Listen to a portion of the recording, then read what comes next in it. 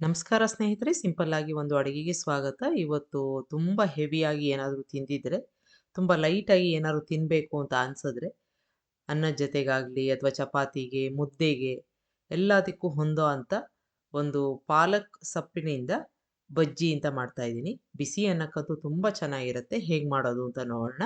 ಮೊದಲನೇದಾಗಿ ಕೆಲವೊಂದು ಪದಾರ್ಥಗಳನ್ನ ಹುರ್ಕೋತಾ ಇದ್ದೀನಿ. 1.5 ಟೀ ಸ್ಪೂನಷ್ಟು ಜೀರಿಗೆ ಹಾಕ್ಕೊಂಡಿದ್ದೀನಿ. ಒಂದು 1/4 ಟೀ ಸ್ಪೂನಷ್ಟು ಮೆಂತ್ಯ ಹಾಕ್ಕೊಂಡು ಒಳ್ಳೆ ಘಮ ಬರೋ ತನಕ ಹುರ್ಕೋಬೇಕು.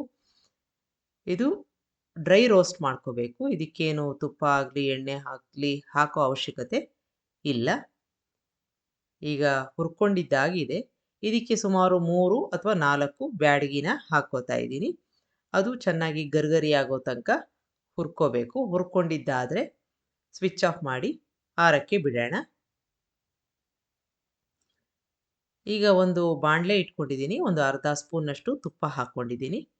ಈ ತುಪ್ಪಕ್ಕೆ ಒಂದು ದೊಡ್ಡ ಬೌಲಷ್ಟು ಪಾಲಕ್ನ ಸುಮಾರಾಗಿ ಹೆಚ್ಚಿರೋ ಅಂಥದ್ದು, ತುಂಬ ಸಣ್ಣಗೇನು ಹೆಚ್ಚಿಲ್ಲ, ಅದನ್ನು ಹಾಕ್ಕೊಂಡು ಒಂದು 3 ನಿಮಿಷ ಬಾಡಿಸ್ಕೋತಾ ಇದ್ದೀನಿ.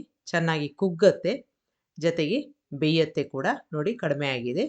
ಈಗ ಅದೇ ನೀರು ಬಿಟ್ಕೊಂಡಿದೆ, ಅಷ್ಟೇ ಸಾಕು. ನೀರು ಹಾಕೋ ಅವಶ್ಯಕತೆ ಇಲ್ಲ.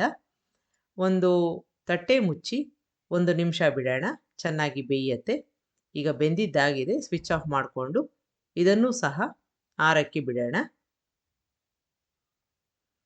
ಈಗ ಮಿಕ್ಸಿ ಜಾರ್ ತಗೊಂಡಿದ್ದೀನಿ.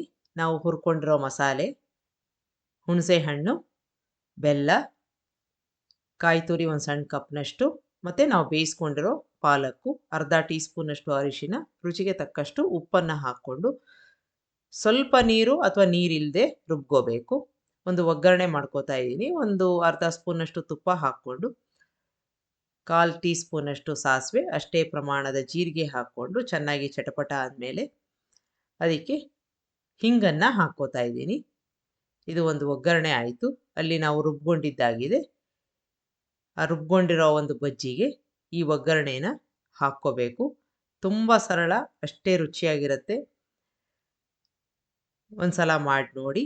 ನಿಮ್ಗೆ ಅಕಸ್ಮಾತ್ ಬರೀ ಸೊಪ್ಪು ಇಷ್ಟ ಆಗಲ್ಲ ಅಂತಂದರೆ ಇದಕ್ಕೆ ಸಣ್ಣದಾಗಿ ಹೆಚ್ಚಿರೋ ಒಂದು ಸೌತೆಕಾಯಿನ ಹಾಕ್ಕೊಂಡು ಮಿಕ್ಸ್ ಮಾಡಿಕೊಂಡು ಉಪಯೋಗಿಸ್ಕೋಬೋದು.